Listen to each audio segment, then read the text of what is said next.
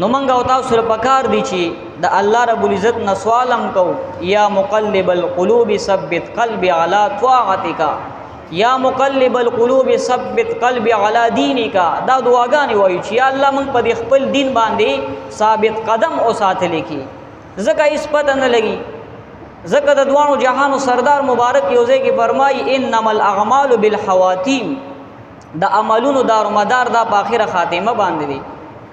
زکه یو انسان بډیر عمر د جنتیانو عمل کوي روایتو کې دا راغلي دي او اخره کې به جهنميانو عملو کې د دنیا نه بلاړ شي جهنمي ټول عمر به د جنتیانو عمل کړی وي اخره کې به داسې یو عملو کې چې هغه به د سوي د جهنميانو به د دنیا نه به کافر لاړ شي بعض خلک په ټول عمر د جهنميانو کار کوي اخره کې به داسې یو کارو کې چې د دنیا نه به جنتی لاړ شي جنت ته بلاړ شي نو دا زمنګ زړونه چې دی دا د الله رب العزت د دوو ګوتو ترمنځ دی کما یلیکو بشانه څنګه چې د الله پاک شان دی نو د الله رب العزت نه به دغه دعا غواړو چې زمنګ او تاسو په دې ایمان باندې ثابت قدم شو زکه تاسو د پتم دا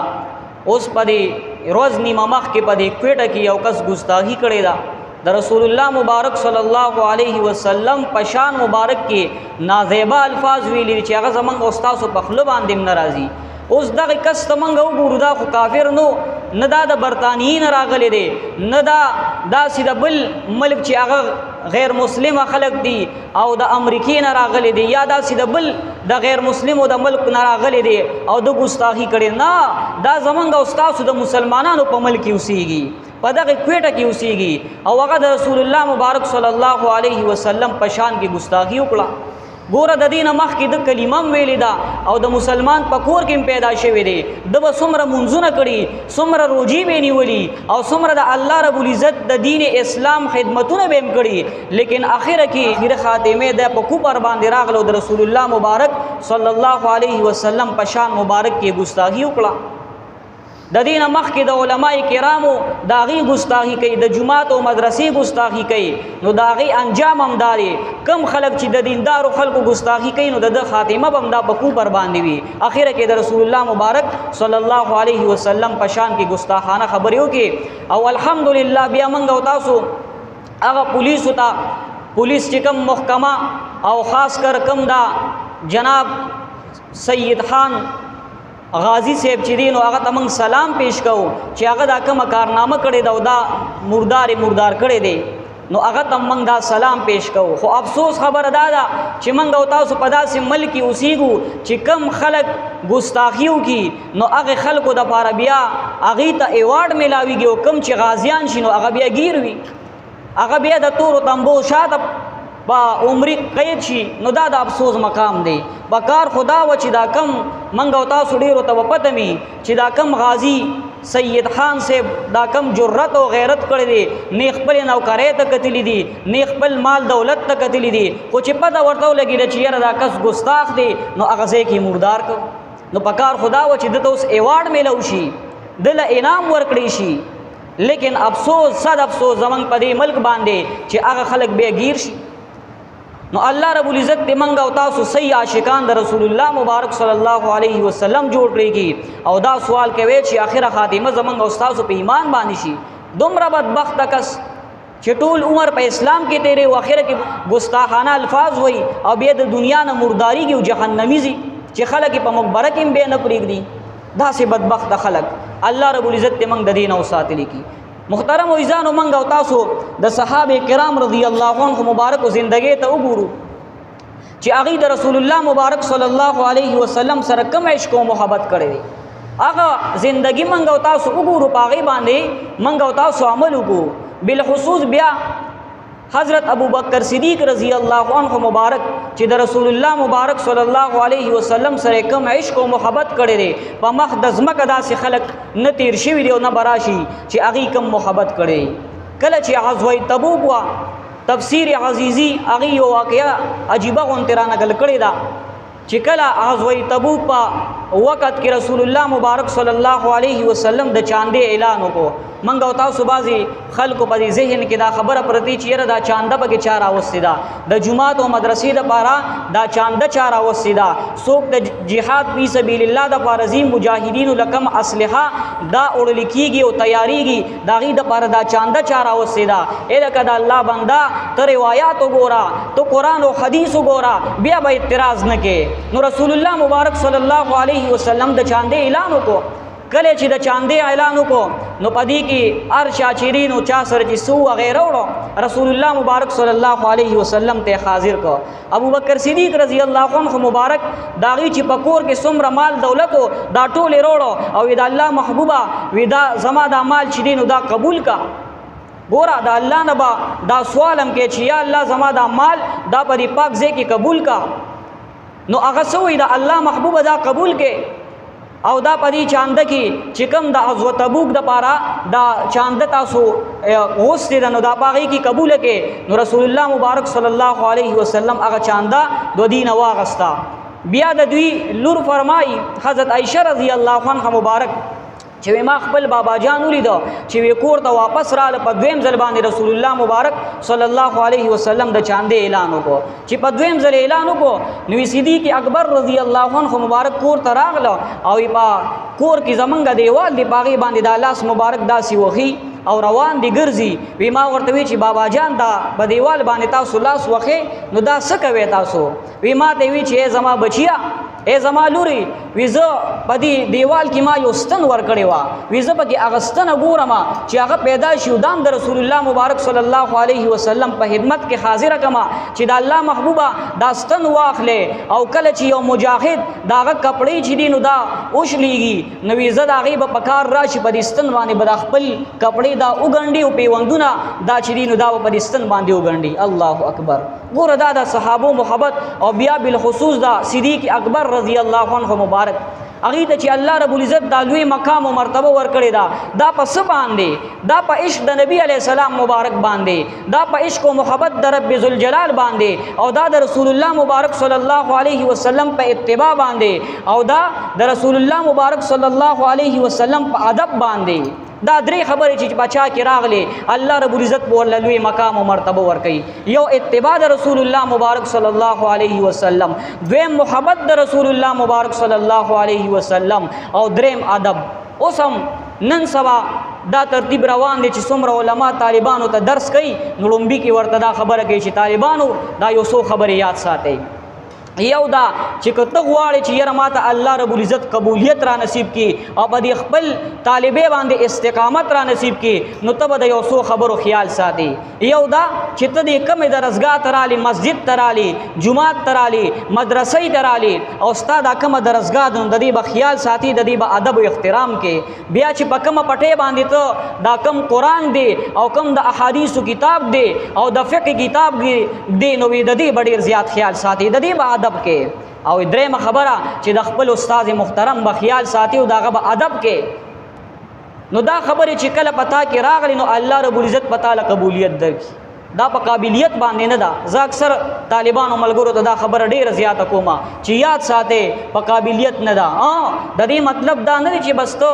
راځو سبق او خپل تکرار مکه او سبق مې یادوا اسیم په قابلیت نه ده. نه، قابلیت چې دی نو دا شرط دی، لیکن قبولیت چې ملاویږي دا په ادب او احترام باندې ملاویږي، په عمل باندې ملاویږي. نو محنت هم شرط دی، محنت پکې، لیکن په خپل محنت باندې به غرور نه کوي. ډیر خلک منګولي دو الله رب العزت ورله قابلیت ورکی نو بیا پاغي دومره غرور او تکبر کوي چې د دې د وجنه د دې خپل پاک اسلام او دین لاره کې چې الله رب العزت قبول کړي د دې نه محروم شي. الله دې معافیو کی. ټول کاریان نه یادوم، خدا باز کاریان شریک نه نو د دې د تکبر نه الله ساده ټول نه یادوم. کم کاری چې تجویدو کی د قرآن تجویدو کی او هو هو د دې تکبر نه دی الله ساته ټول نه یادوم. بعضې پکې داسې هغوی په دې خپل تجوید باندې دومره تکبر کوي چې یو عالم نه یو الفاظ لږ غوندې اخوا دی خو شو تا خو بس کافر شوي. الکه د الله بنده ته ما په دې باندې پیکا چې په دې باندې مونځ پاسېږي، په دې باندې مکروه کېږي، مکروه تنزیهي شو، مکروه شو، دې خبرو باندې به نه پوهېږي. لیکن د خپل هغه کم قابلیت چې الله ورکړي چې په هغې کم هغه تکبر کوي نو الله دې معافي وکړي. الله رب العزت دې موږ د تکبر نه وساتي. نو الغرض دا چې ادب لوی شی دی. ابو بکر صدیق رضی الله عنه مبارک کې سو ادب او اتباع د رسول الله مبارک پکې وا او عشق او محبت د رسول الله مبارک صلی الله علیه وسلم پکې. نو الله رب العزت څومره لوی مقام ورکو. نو هغه ستن چې دا هغه ابو بکر صدیق رضی الله عنه مبارک پیدا کا او بیا رسول الله مبارک صلی الله علیه وسلم ته حاضر کا. ودا الله محبوبا ودا ستن واغله ټول خبره ورته کا چې دا الله محبوبا یو مجاهد دی داغه به کپڑے شلیدلی وی او داغي بدی ته ضرورت چې دا کپڑے زو دا او ګندما ودا په پاغي کې استعمال کی. الله اکبر. دین بعد بیا رسول الله مبارک صلی الله علیه وسلم په دریم ځل باندې اعلان کړي چې اے صحابو تاسو چاندر اورې دیتا.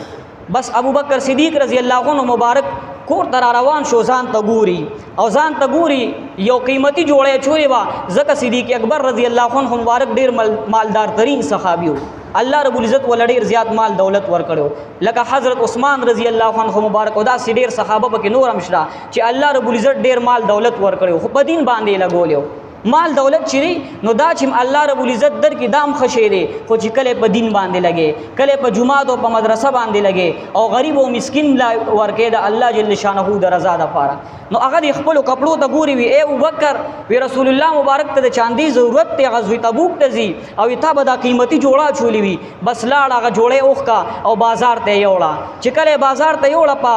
32 دراهم باندې 2 درشه دراهم باندې هغه جوړه خرڅه کا او باغی کی ځان له د ټاټ بیکاره جوړه واغشتا او چې کوي پیسې باقی پاتې شوي نو هغه یوړې وی د الله محبوب وی دا پیسې پکې قبولي کې رسول الله مبارک ته هغه واغشت قبولي کې. دین بعد بیا ابو بکر صدیق رضی الله عنه مبارک د رسول الله مبارک دا سګوري وی اے ابو بکر وی تا قیمتي جوړه سکا وی تا خود ټاټ جوړه چولې دا. نو صدیق اکبر رضی الله عنه مبارک کې هو اخلاص هم ډیر زیاتو صحابو کې هو اخلاص هم ډیر زیاتو. من خو د اخلاص چل د صحابو نه زده کو نو هغه چیرې نو د سر مبارک راخته کا او هغه ورتاو نه کا چې کله هغه ګونه کا رسول الله مبارک دا سګوري دی کې جبرائیل امین علی السلام رالو د مسجد نبوي په دروازه کې ودرېد او چې دا رسول الله مبارک ورته وکړه نو هغه د ټاټ جوړه چولې و. نو رسول الله مبارک د پوس کې وی اے جبرائیل تا هم د ټاټ جوړه چولې دا هغه ورته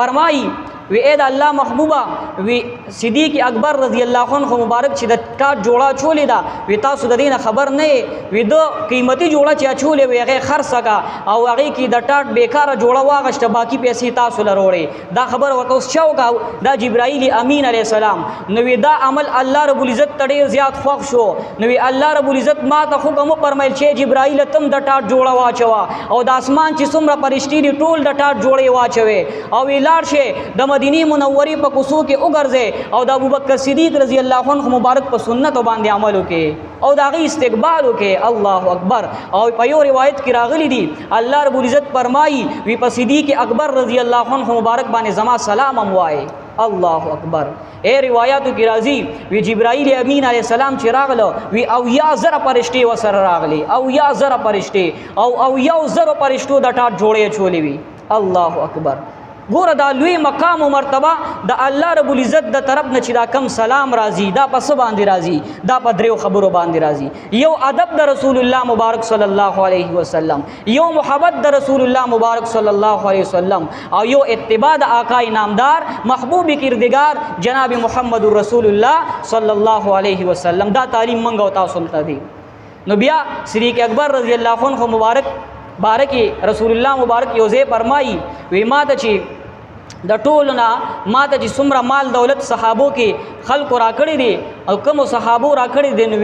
د ابوبکر صدیق رضی الله عنه چې دا کم مال ما ته راکړي دي مال دولت ما ته راکړي دي وی د دین زیات پیدا ما ته بل یو مال دولت هم نه رسولي مگر کو پیدا را رسیدلی دا او زیات پیدا را رسیدلی دا وی هغه د ابوبکر صدیق رضی الله عنه مبارک چې کم مال دولت دی وی دا غي نه ما ته پیدا ډیر زیات را رسیدلی دا. صدیق اکبر رضی الله عنه مبارک چې دا وری دا سم یو جړل په جړا شو د ډېر خوشاله نه او جړل چې رسول الله مبارک صلی الله علیه وسلم زما بارک دا فرمایل چې ستا مال ما ته ډېر زیاته پیدا راکا نو هغه څه فرمایي وی دا الله محبوبا وی زم ستاسو مو زما مال دولت هم ستاسو لري دا خو هیڅ خبره نه ده. الله اکبر. دا سه عشق او محبت. نو ان شاء الله موږ به دا سه عشق او محبت د رسول الله مبارک صلی الله علیه وسلم سره کو او دغه شان چې دا کم غازی سید خان دا کومه کارنامه کړې ده یقینا چې دا د رسول الله مبارک صلی الله علیه وسلم سره دی کامل عشق او محبت کړی دی کو دغه خلق ورله ایوارډ نه ورکي منګ ورته سلام پیش کوو او ان شاء الله روز را روانه ده یوم الجزاء را روان ده مالک یوم الدین مالک د ورځې د